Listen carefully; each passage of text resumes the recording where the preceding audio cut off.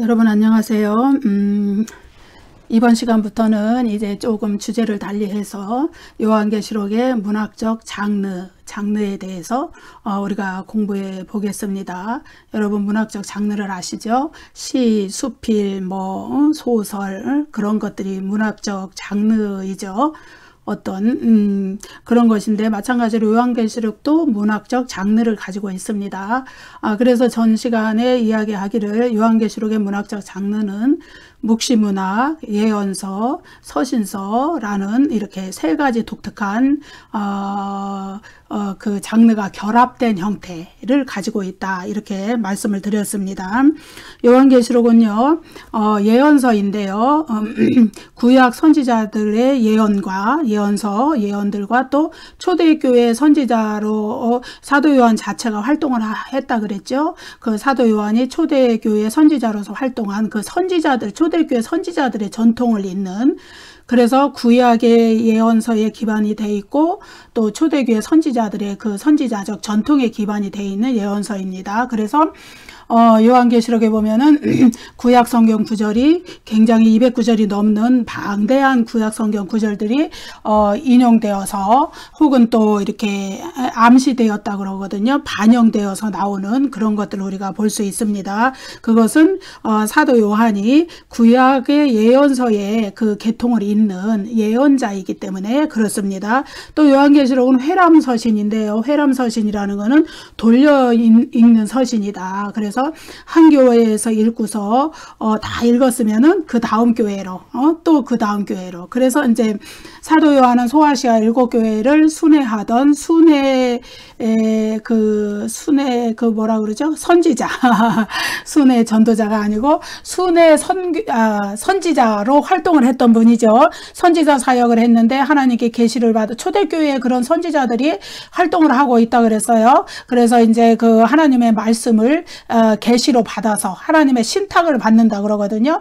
계시로 받아서 그 말씀을 성도들에게 전해주고 이렇게 예언해주는 그런 선지자로 활동을 했었는데, 사도 요한은 에베소 교회뿐만 아니라 그 다음에 이제 소아시아에 나오는 7교회를 차례로 순회하면서 그 활동하던 선지자였기 때문에, 그렇기 때문에 이제 이 요한계시록도 그런 회람 서신의 형식으로 보냈다. 바울 서신도 마찬가지로 회람 서신이었어요. 돌려 읽는 거죠. 그렇지만은 이제 이 요한계시록은 특별히 사도 요한이 자기가 사역을 하던, 선지자로서 사역을 하던 7교회가 돌려 읽도록 그렇게 기록이 된 서신이라는 점에 그 특별한 점이 있겠죠. 그래서 이렇게 이제 요한계시록이 예언서라는 특징과 또 회람 서신서로서의 특징을 그대로 다 가지고 있다는 것을 말씀드리고요. 가장 이제 앞서서 이번 시간부터 말씀드릴 거는 이제 묵시문학,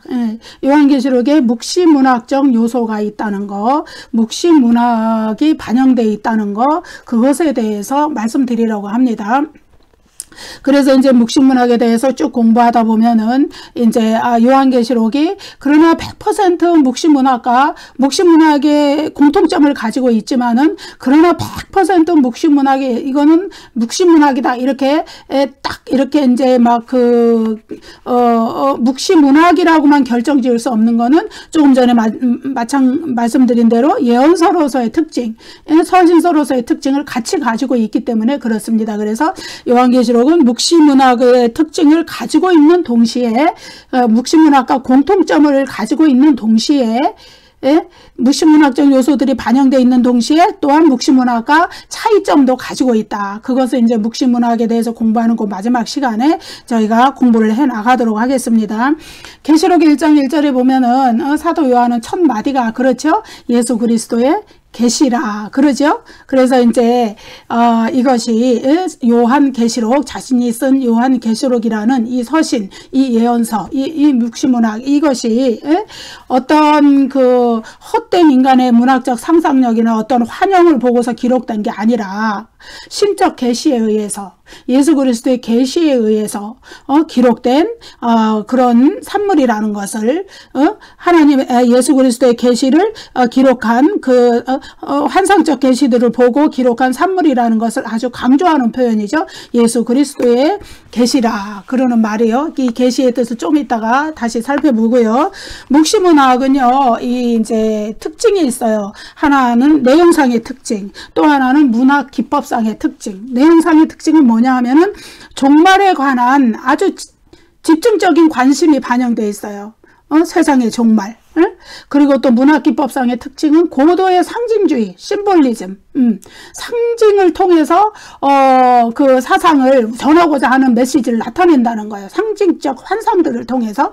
그런데 이것이 묵시문학의 일반적인 특징인데 요한계시록도 이 두 요소를 다 가지고 있다는 거예요. 하나는 요한계시록도 내용상 현재의 우주, 현재의 우주와 우주 만물과 역사의 종말을 통한 새하늘과 새 땅이 열릴 것을 이렇게 예언하고 있어요. 그 역사적 종말이 올 것을 예언하고 있어요. 이것이 묵시문학적인 요소를 반영하는 것이고요. 또 하나는 또 심오한 상징주의들이 나타나고 있어요. 요한계시록 보면은 환상으로 나타나잖아요. 사도 요한이 본 환상, 그 환상 속에서 본 그 환상의 내용들이 상징하는 것들이 무엇인가, 그런 것들을 통해서 사도 요한이 자신의 메시지를 전하고 있기 때문에 이것이 고도의 상징주의다 그러거든요. 그런데 이제 뒤에 가서 다시 공부해 보시면 알겠지만은 묵시문학에 나타난 그 상징과 요한계시록에 나타난 상징 체계가 약간의 차이점은 있어요. 차이점은 있는데 그건 역시 사도 요한이 하나님의 계시를 받아서, 예수 그리스도의 계시를 받아서 기록한 환상적 계시들을 기록하는 데 있어서 예언서의 특징을 같이 반영하고 있기 때문에 가지는 독특한 점이 아닌가 이렇게 생각을 합니다. 그 점에 대해서는 조금 더 뒤에 다시 살펴보겠습니다. 그래서 요한계시록에는요, 결론적으로 묵시문학, 예언서, 서신서라는 세 가지 종류의 장르들, 이것이 복합적으로 결합되어 있기 때문에 우리가 요한계시록이라는 성경이 어렵게 느껴지는 것입니다. 예. 그래서 요한계시록 1장 1절에 예수 그리스도의 계시라 할 때 계시, 예? 이 계시라는 말은요, 헬라어 원문에는요, 아포칼립시스 이렇게 되어 있어요. 아포칼립시스. 이것이 영어로 말하면 아포칼리프스 이렇게 번역이 됩니다. 그래서 이것은 종말, 묵시 이런 의미를 가진 단어이고요. 그래서 또 영어 성경에서는 이것을 어떻게 번역을 해놨냐? 레빌레이션. 예. 이것은 무슨 뜻이냐 하면은 계시, 공개, 감추어졌던 것을 드러낸다. 이런 의미예요.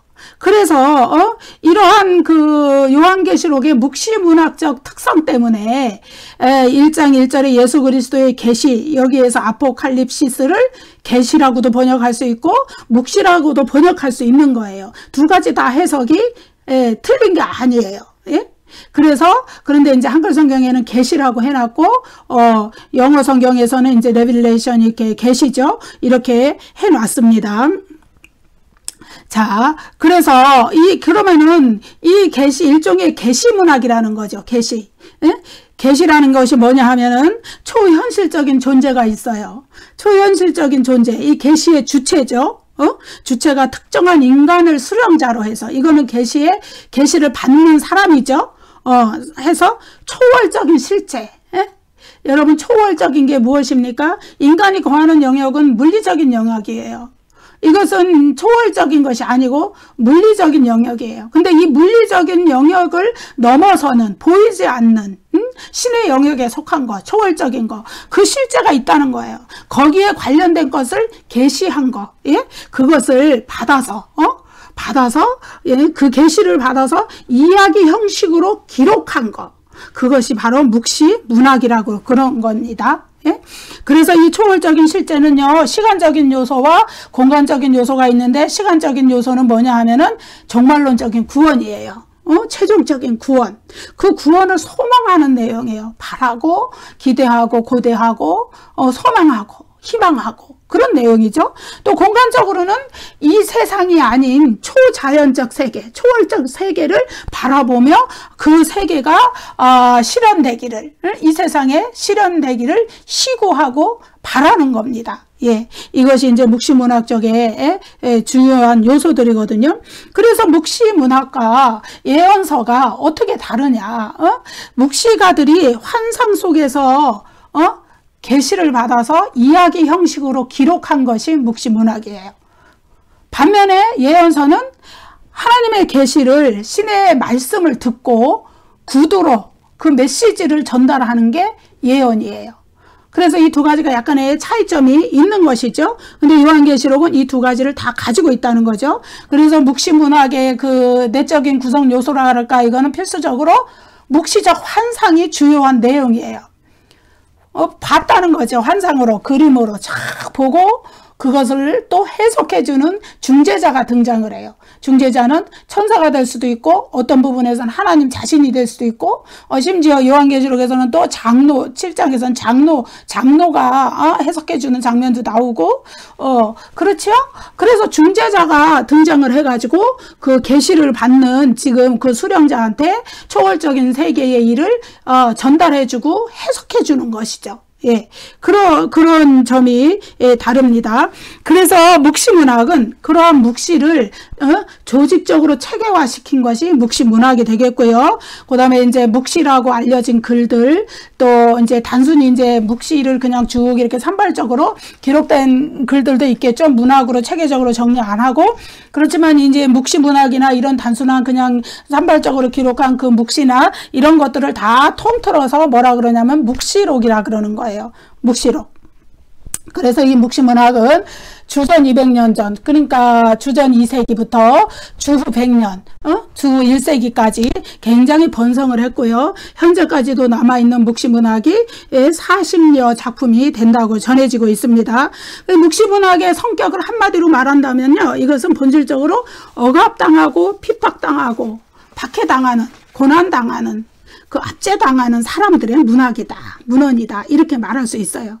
그래서 묵시문학은 지금 핍박받는 이 역사 너머에서 하나님이 기적적인 간섭이 있어서 이 역사를 끝낼 것이다, 이런 소망이 있고요.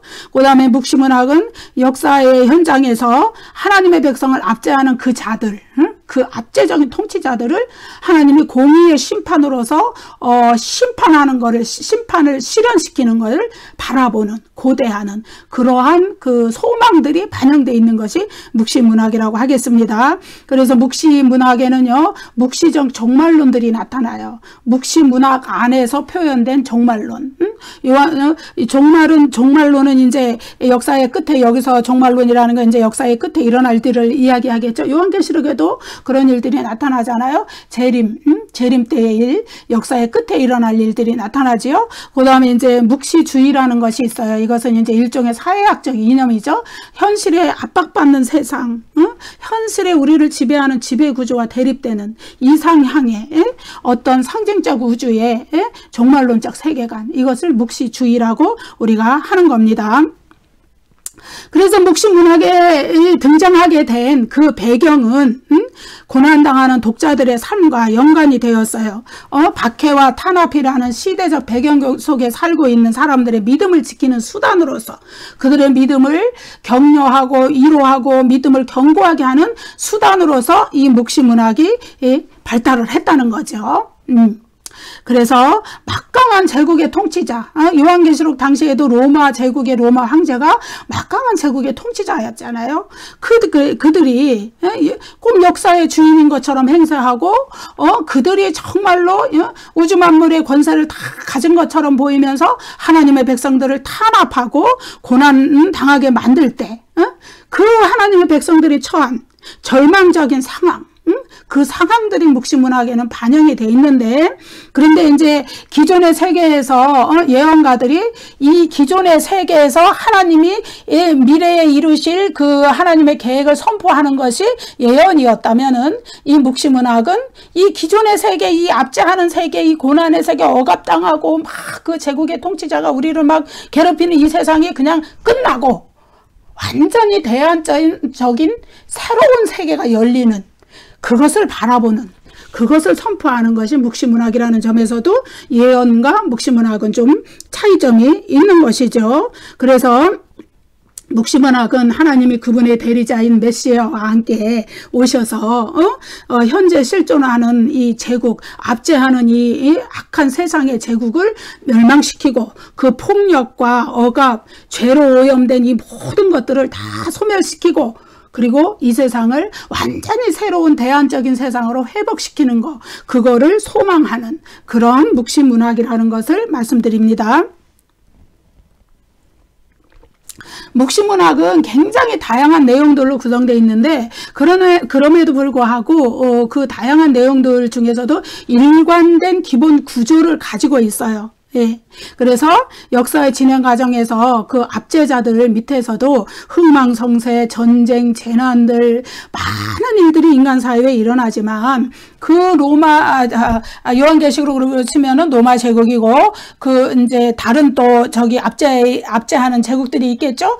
그 속에서도 하나님의 백성들이 하나님을 앙망하면서 하나님이 자신의 백성을 구원하시리라는 그 약속을 실현하실 때가 긴박하게 급박하게 다가오고 있다. 이러한 소망을 가진 것이 묵시문학이라고 하겠습니다. 그래서 고통과 현실은 고통과 비애로 가득 차 있지만은 그러나 이제 하나님이 이제 이 고통과 비애로 가득 찬 이 세상에서 희망을 찾지 않고 하나님이 새로이 열어가실 새로운 대안적인 세상에서 하나님이 개입하셔서 그러한 세상을 여실 것, 이 세상이 변화된 그런 미래를 맞이할 것을 바라보면서 희망을 가졌다는 것. 이러한 대망이라는 건 바라고 기다린다는 것이죠. 기다린다는 얘기죠. 그러한 것들이 묵시문학의 주장입니다. 일관된 주제라고 할 수 있어요. 그래서 외형상 많은 내용의 차이점들이 스토리가 다양하죠. 이야기가 다양하지만 그러나 공통적으로 일관된 기본 구조는 바로 이러한 소망, 기대, 대망, 기다리는 거예요. 하나님이 우리 역사에 우리가 당하는 현실에 개입하셔서 우리가 당하는 이 압제적인 사고를 다 압제적인 이 세상을 이 권력자들, 착취자들을 다 그냥 폭력들을 막 벌 주시고 심판하시고 우리에게 희망적인 새로운 세상을 열어주실 것이라는 그 소망, 그것이 바로 묵시문학의 일관된 기본 구조이고 일관된 주제라고 할 수 있겠습니다. 그래서 이제 묵시문학의 중심적 내용을 이루는 것은 묵시적 환상입니다. 그리고 거기에 아까 말씀드린 대로 천사나 아니면 어떨 때는 하나님 자신, 어떤 때는 무슨 장로 이렇게 중재자가 그 환상을 해석해 주는 거예요. 예, 그래서 하나님은 가시적인 세계와 불가시적인 세계 두 개의 세계를 만드셨고 현실에서 이 두 세계는 서로 작용을 한다는 거예요. 그래서 현재 세계에 속한 일들은 현재 세계에 속한 일들은 가시적인 세상이죠. 우리 눈으로 볼 수 있는 세상. 이 세상은 보이지 않는 불가시적인 세상. 다시 말해서 하나님이 계신 세상. 그것에 의해서 조정이 되고 있으며 또 하나님과 또 하나님의 천사들은 이 세상에 우리가 사는 현실 속에 개입하신다는 거예요. 개입하셔서 우리의 억울한 상황을 돌아보시고 우리가 이 억울한 세상을 극복해서 나갈 수 있도록 우리를 인도해 주신다는 거예요. 그래서 바라보고 있는 이 세상에 다시 실현되기를 이제 대안적인 세상으로 실현되기를 원하는 그 대안적인 세계, 다른 세계, 불가시적인 세계, 이 세계는 뭐냐 하면은 이 압제자들에 대한 징벌, 응징, 보응 이런 것이 있는 심판, 그런 것이 이루어지는 그러한 하나님의 공의의 심판이 이루어지고 하나님을 바라고 기대하는 자들은 구원이 이루어지는 그러한 것들을 앙망하고 있다는 거예요. 그래서 이 현재 세계가 지나가고 이 세계보다 훨씬 더 나은 세계가 열릴 것이다. 예, 그런 것이 있죠. 요한계시록에도 그런 사상이 있잖아요, 여러분. 요한계시록의 새하늘과 새 땅이 바로 그러한 세상입니다. 역사적 종말에 재림이 있고 최후의 심판이 이루어지고 모든 자들이 죽은 자들이 부활하고 난 뒤에 최후의 심판이 있고 난 뒤에 어때요? 새하늘과 새 땅이 새로 싹 열리는 거예요. 예, 첫 창조가 지나가고 새 창조의 세상이 열리는 거예요. 예, 이런 것들도 다 묵시문학을 반영하는 것이죠. 그래서 요한계시록은 묵시문학과 예언적 요소들을 같이 가지고 있다. 그래서 묵시문학은 이 세상의 이 폭력적인 역사, 압제적인 역사, 이 세상의 이 막 그 악한 통치자들이 지배하는 이 세상이 좋은 방향으로 흘러갈 것을 기대하지 않아요. 예. 오히려 이런 세상이 폭력과 압제와 남을 막 탄압하고 착취하고 이런 세상이 어떻게 끝을 향하여서 가고 있다. 그리고 그 끝에는 정말로 이 세상의 역사적 종말이 이르러서 이제 하나님이 일으키시는 새로운 세상이 도래할 것이다. 그래서 그때 경건한 자는 완전한 구원을 얻고 그때 하나님의 영원한 통치가 무궁한 영광의 영원한 통치에 그 구원받은 자들이 참여할 수 있다는 것을 이렇게 얘기해 주는 거죠. 그래서 현재 이 세상은 죄로 말미암아서 죽음이 있고 멸망이 있고 타락하고 이런 것이지만은 이제는 저 세상은 슬픔을 모르는 그런 회복된 세상으로 우리에게 회복된 낙원으로 주어질 것이라는 것이에요. 여러분 21장 계시록 21장 22장 5절 21장 1절부터 22장 5절까지에 무엇이 나옵니까? 새 예루살렘이 나오고 새 하늘과 새 땅이 나오고 하나님의 백성이 회복이 나오지요. 첫 창조 때 겪었던 아픔과 고통과 슬픔과 애곡하고 통곡과 이런 거 다 지나가고 하나님이 친히 눈물을 닦아주시고 이루어 주시는 그 세상이 나오죠. 회복된 낙원인 거예요.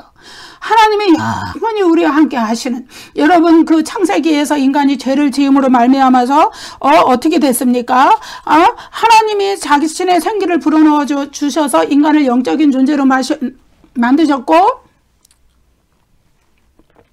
인간은 이제 하나님의 영이 없으면 살 수 없는 존재가 되었음에도 불구하고 그들이 죄를 짓고 사탄을 숭배하고 사탄의 편에 서서 행동을 하고 이렇게 하면서 하나님의 영이 떠나시는 그런 그 불행한 결과가 왔죠.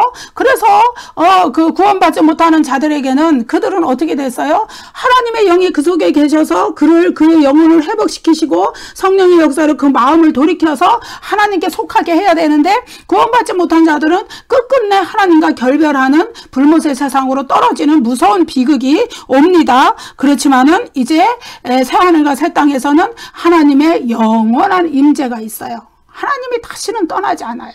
하나님이 하나님의 백성들과 영원히 언제나 끝까지 끝없이 함께 하시는 거예요.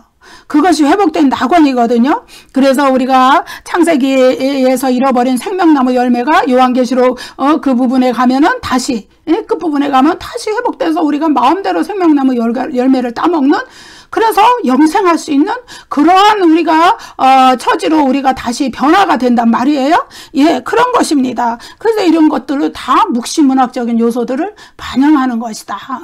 그래서 묵시문학의 특성을 아시게 되면은 요한계시록의 이해가 훨씬 쉬워진다는 것을 우리가 알 수 있죠. 그래서 묵시문학의 내용은 이제 이러한 주제들에서 크게 벗어나질 않는 것이죠. 비록 이제 개별적인 묵시문학, 여러 묵시문학 작품들이 다양한 형식, 다양한 스토리를 가지고 있을지라도 기본 구조는 여기서 벗어나지 않는 거예요. 예? 이원론적 세상에 대한 관념을 가지고 있어요. 이 세상은 지나가고, 하나님이 개입하셔서 저 대안적인 세상, 더 좋은 세상, 그 세상을 우리에게 가지고 오신다는 것이죠. 예. 자, 그래서 이제 저 세계와, 우리가 보이지 않는 초월적인 신의 세계, 불가시적인 세계, 그 세계와 또 신의 뜻은, 묵시문학이기 때문에 신이라고 그랬어요. 하나님의 뜻은, 다시 말해서, 하나님의 뜻은, 일반적으로, 필연적으로 죽게 되어 있는 피조물에게는 잘 보이지 않아요. 그렇지만은 이 묵시문학의 특성이 그렇다는 거예요.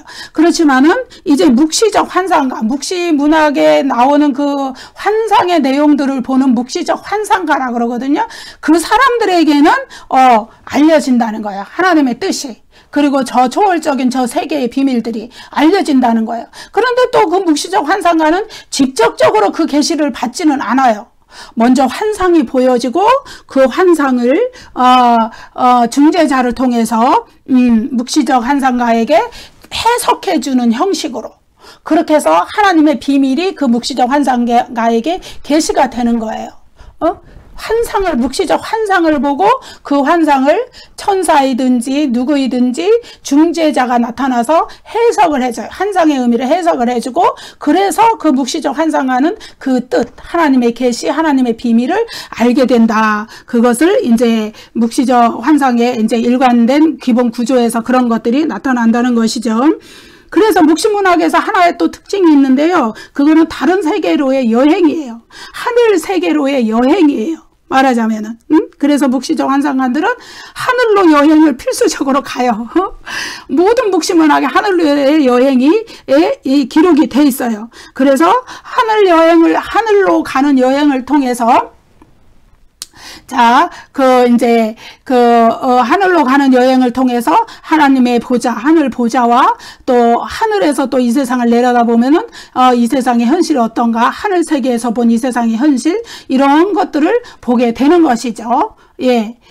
그렇게 되는 것이고, 그래서 그 하늘의 여러 지역들을 여행을 하면서 어떻게 하냐면은 희귀한 것들을 보는데, 심판을 기다리는 죽은 자의 영혼, 하늘의 위치, 여러분 그 하늘이 아주 그냥 몇 층천이라는 거 알게 되죠? 이 묵시문학에는요, 하늘이 한 층이 된 게 아니에요. 히브리서에서도 우리 배웠지만은 이 보이는 하늘과 보이지 않는 하늘이 있다고 그랬어요. 보이지 않는 하늘, 하늘의 하늘 그 자체라고 히브리서에서 표현을 했었죠. 그래서 하늘의 보좌가 있는, 하나님의 보좌가 있는 하늘 그 자체, 거기에까지 보이지 않는 하늘에 이르기까지 몇 겹의 하늘을 통과해서 간다는 거예요. 이게 묵시문학에도 그런 것들이 계속 나와 있는 것이죠.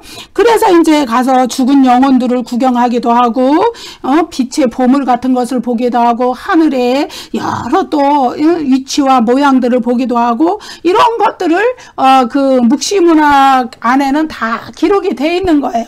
그래서 이것은 묵시적 환상가의 어떤 권위에 해당이 돼요. 왜냐하면은 그 해석을, 묵시적 환상을 보고 그 해석을 해주고, 그런 내용을 통해서 묵시적 환상가를 대하는 사람들의 태도는, 저 사람은 하늘에 갔다 온 사람, 저 사람은 하늘 보좌에 갔다 온 사람, 그래서 하늘로 여행을 한 사람, 그래서 독자들로 하여금 그 묵시적 환상가를 무한 신뢰하게 만드는 그런 역할을 하늘로의 여행이라는 이 장치가 한다는 것을 이야기하죠. 왜냐하면 그는 직접적으로 하늘을 방문하고 하나님 보좌 앞에 갔다 온 사람으로 인정을 받기 때문에 그렇습니다. 그래서 이제 묵시 문학에는 하늘의 여행을 토대로 달력 계산도 하고, 또 하늘의 영역, 태양, 달과 별에 관한 비밀들, 이런 것들이 묵시적 환상가를 통해서 막 알려지는 그런 내용들이 막 기록이 돼 있어요. 여러분 신기하죠? 어쨌든 이 묵시문학의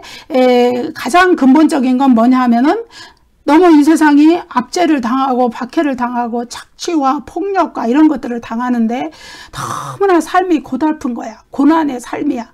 그 삶 속에서 하나님이 언제 이 세상에 개입하셔서 이 세상에 종말을 가져오시고 이 압제자들을 심판하실 것인가, 그리고 우리에게 언제 그 대안적인 희망적인 세상을 열어주실까, 그 기본적인 소망, 그것이 기본이 된다고 보면 되겠습니다. 그래서 이제 요한계시록도 이런 묵시문학적인 요소들을 많이 반영하고 있다는 것을 우리가 알게 됩니다. 그래서 이제 나중에 이제 요한계시록과 묵시문학의 공통점, 차이점 공부하실 때 그 면은 조금 더 살펴보기로 하고요. 지금까지는 이제 주전 2세기부터 주 1세기까지 있었던 묵시문학이 어떤 것이었는가, 그런 거에 대해서 조금 이렇게 살펴봤습니다. 그러면은 이 묵시문학은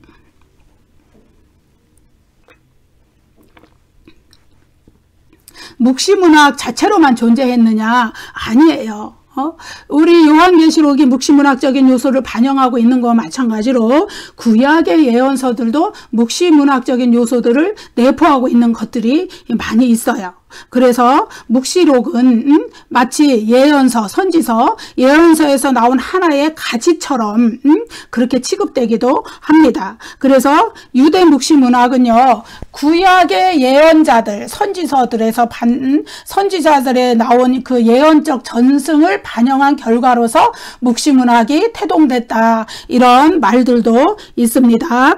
그래서 이제 포로 시대와 포로 이후 시대의 구약 성경, 주로 소선지서죠. 그리고 또 에스겔서, 예레미야서, 에스겔서, 또 다니엘서, 이런 성경들, 그리고 스가랴서, 이런 성경들이 포로 시대와 포로 이후 시대의 예언서들이거든요. 거기에는 묵시문학적인 비유들이 많이 나타나는데, 구약 성경의 비유적 표현들이 많이 나타나는 거, 이런 것이 묵시문학적 요소들을 반영하고 있다, 있다.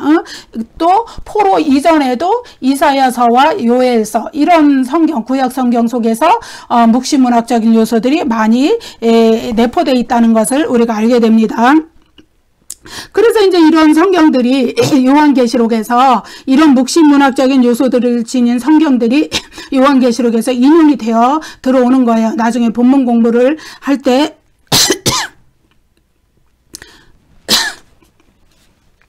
보시면 알게 될 것입니다. 그래서 이제 구약 성경의 전통들에 나타난 그 종말을 향한 희망, 소망, 기다림 이런 것들이 묵시문학으로 계승되어서 들어왔다 이렇게 보면은 되겠고요.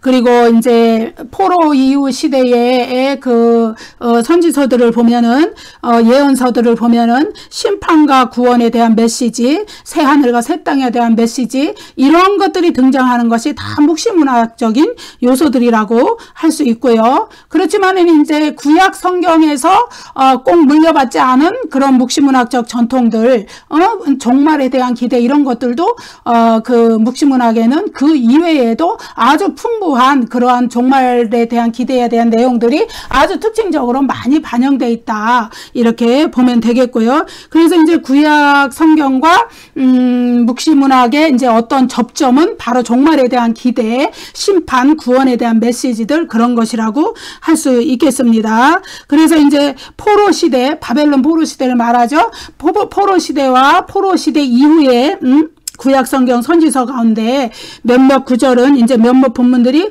묵시문학 발전의 초기 단계들을 보여주는 그런 본문들이 있어요. 특히 에스겔서, 다니엘서 그런 성경들인데 에스겔서 보면은요, 이제 상징주의와 알레고리 표현들이 에스겔 16장에서 벌써 나타나죠. 또 에스겔서 38장 39장에 보면은 이방 국가들의 침략을 묘사하면서 묵시문학에서 발견되는 동일한 종류의 언어들이 사용되는 걸 보게 되고요.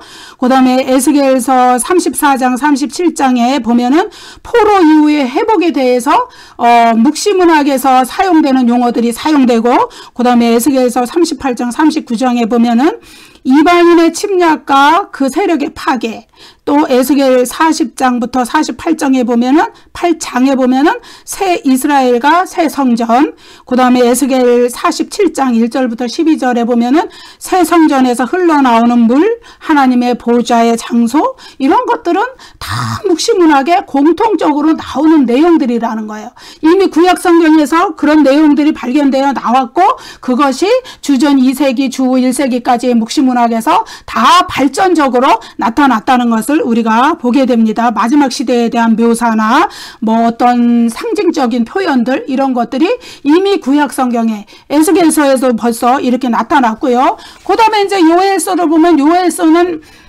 주전 400년경의 작품이거든요.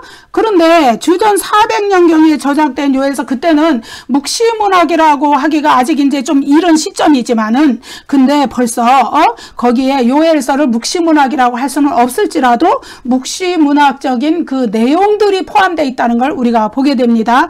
그래서 여호와의 날을 메뚜기 떼로 심판을 상징하죠. 메뚜기 떼가 날아와서 막 덮치는 걸로 주의 날이 이르리니 보라, 주의 날이 이르리니 메뚜기 떼가 막 메뚜기 그것이 상징되는 심판의 날, 여호와의 날을 나타내주는 그 방식이 묵시문학적인 특성을 나타내 준다는 것이고요. 그래서 요엘서의 저자는 하나님께서 그들의 현실에 간섭해 주셔서 자신들의 자신들의 처지를 불쌍히 여겨주시고 자신들의 처지를 해방시켜 주실 것을, 그것을 이제 요청하는 거죠. 요엘서의 저자는. 그래서 이제 요엘서 2장 20절에서 하나님은 자신의 군대들 위해 북쪽 군대를 제거해 주실 것을 약속하시는 그런 약속들이 나오는데, 이러한 것들이 벌써 묵시문학적인 요소가 벌써 주전 400년 전에 있었던 요엘서에 이렇게 나와 있다는 이야기를, 묵시문학의 중요한 표현 양식들이 이미 보인다는 것을 이렇게 얘기하고 있죠. 또 이사야 24장부터 27장까지의 이 부분도 묵시문학적인 요소들이 아주 충분히 나타나 있어요. 사실 이거는 이제 이사야 24장부터 27절까지는요, 예언에 속한 것으로 볼 수 있어요. 묵시문학보다는. 왜냐하면은 이제 묵시문학의 특징이 아까 제가 뭐라 그랬냐면은 환상이라 그랬어요. 묵시적 환상. 그리고 그 환상을 해석해주는 중재자가 있다는 거. 그것이 묵시문학의 특징인데 이사야 24장, 27장은 그런 내용은 나와 있지 않아요. 그런 내용은 나와 있지 않는데 그런 환상의 내용이 없다는 거죠. 그런데 예언으로 주어졌어요. 예언은 이제 하나님의 말씀에 계시죠. 하나님의 말씀으로 말씀을 받아서 그 예언자가 말씀을 받아서 구두로 하나님의 말씀을 전하는 형태, 이것이 예언이었죠. 근데 그 예언의 형태로 나와 있단 말이에요. 거기에. 그렇지만은 그 주제가 묵시문학과 공통된 주제들을 다루고 있다는 점에서 묵시문학적 요소를 가지고 있다. 그 주제들은 우주적 심판, 종말론적인 만찬,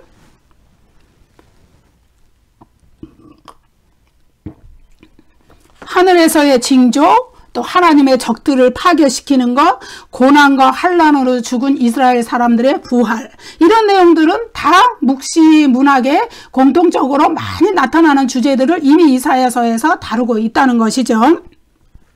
자, 그 다음에 스가랴서, 스가랴서 1장부터 8장까지 거기에서도 묵시문학적인 요소들이 많이 나타납니다. 하늘의 환상이 나타나고 그에 대한 해석을, 하나님의 해석을 다루고 있어요. 하늘의 환상에 대한, 여기서는 중재자가 다른 중재자가 아니라 하나님이 직접 그 해석을 해 주시는 그런 장면으로 묵시적 환상이 나타나지요. 그런데 이제 1장부터 8장에도 그런 묵시적 환상들이 나타나는데, 그런데 이제 9장부터 14장은 더 많이 나타나요. 그 내용들이.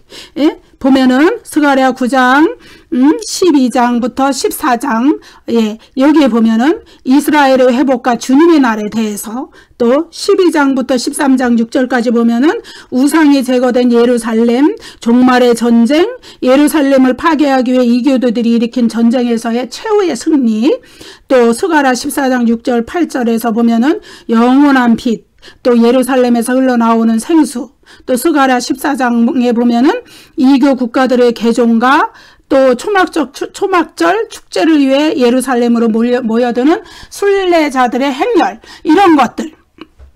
이런 것들이 예언이면서 동시에 묵시문학적 주제들을 다 나타내고 있다는 것이죠. 그래서 이 묵시문학이라는 장르는 스가랴서가 기록될 당시에 이미 존재하고 있었어요. 이미 태동되고 발전되는 단계에 있었어요. 그래서 스가랴 9장부터 14장에서 묵시문학적인 요소들이 이렇게 많이 반영되는 것은 당연한 일이었다. 이렇게 우리가 보면은 전혀 놀라운 일이 아니다. 이렇게 보면 되겠습니다. 그래서 이제까지 이제 이사야 24장부터 27장 또 에스겔 38장 39장 또 스가랴 9장부터 14장, 여기에 묵시문학적인 요소들이 많이 나타나고 요엘서에도 나타나고 이렇게 하지만은 그러나 구약 성경에서 묵시문학의 백미다, 진정한 묵시문학이 시작된 책이다 하는 거는 바로 다니엘서입니다. 여러분, 그래서 다니엘서에 대해서는 다음 시간에 공부를 하겠습니다. 다니엘서는 조금 내용이 많아서요. 다음 시간에 공부를 할 것입니다. 그래서 이제 오늘은 이제 묵시문학의 정의가 무엇이고, 묵시문학의 특징이 무엇이고, 묵시문학에 주로 나타나는 주제가 무엇이고, 이런 것들에 대해서 공부를 했고, 그리고 구약 성경에 이미 그 묵시문학은 이사야서나 요엘서 같은 포로시대, 바벨론 포로시대 이전의 선지서에서도 나타나기 시작했고, 포로시대, 에스겔, 다니엘 이렇게 포로시대를 거치면서 더욱더 포로 또 그 이후 시대까지 스가랴서에 이르기까지 더욱더 발전돼서 나타났고, 그리고 주전 2세기부터 주 1세기까지의 아주 발전적으로 이렇게 발달해 왔다는 것을 우리가 살펴보았고요. 그리고 요한계시록에는 바로 이 묵시문학의 그 묵시적 환상들, 이런 그 특징들이 많이 반영돼서 나타나기 때문에 우리가 요한계시록 하나만을 뚝 떼어놓고 그 환상들을 이해하려고 그러면은 이것이 끝간데가 없고 어디서부터 나온 건지 무엇인지 도무지 이해가 안 되는 것들이 있는데 구약의 이런 선지서들의 환상들과 또 연결해서 이렇게 해석을 해보고 또 묵시문학의 특징이 이런 것이다 이렇게 그 특징들과 또 연결해서 이렇게 해석을 해보면은 그것들이 다 능히 우리가 이해할 수가 있는 것이에요. 그래서 묵시문학에 대해서 공부하는 것이 중요하다고 생각이 됩니다. 여러분, 그래서 이제 요한계시록 4장에도 하늘로의 그 하늘에 올라간 장면이 나오잖아요. 하늘로의 여행이 묵시문학의 가장 큰 특징이라고 얘기했죠. 예, 그런 겁니다. 그래서 곳곳에 묵시문학적 요소들이 반영되어 있기 때문에 우리가 묵시문학을 모르면은 요한계시록의 많은 부분을 놓치게 돼요. 그 이해할 수 있는 그런 많은 그 열쇠들을 놓치게 된다는 걸 생각하시고 조금 이제 이번 시간에 조금 내용이 좀 어려웠습니다. 그렇지만은 여러분 성령께서 주시는 지혜로 여러분이 능히 이해하실 줄로 믿습니다. 다음 시간에 이어서 다니엘 묵시문학으로서의 다니엘 그것을 공부해 보도록 하겠습니다. 기도하겠습니다. 은혜로우신 우리 아버지 하나님 주님의 은혜를 감사합니다. 묵시 사람들이 정말로 압제자들의 통치 아래 살면서 또 폭력과 또 모든 박해와 압제를 당하면서 그 힘든 세상을 끝내고 하나님께서 그 힘든 세상을 개입하셔서 정말로 새로운 세상을 열어주실 것을 바라고 소망하며 살았던 그 묵시문학이 이루어진 그 배경을 우리가 이 시간에 살펴보았습니다.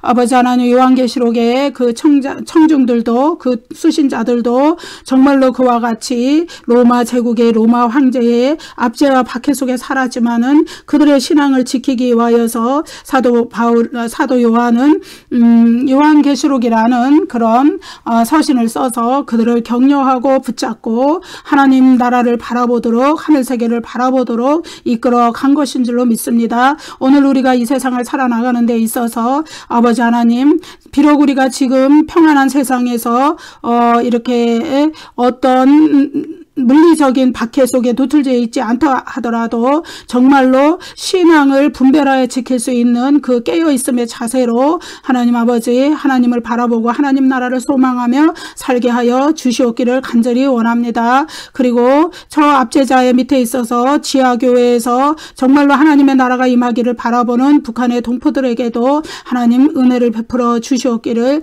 간절히 바랍니다. 감사하고 예수님 이름으로 기도드립니다. 아멘. 자, 여러분 감사합니다. 구독과 좋아요를 눌러주세요. 다음 시간에 또 뵙겠습니다.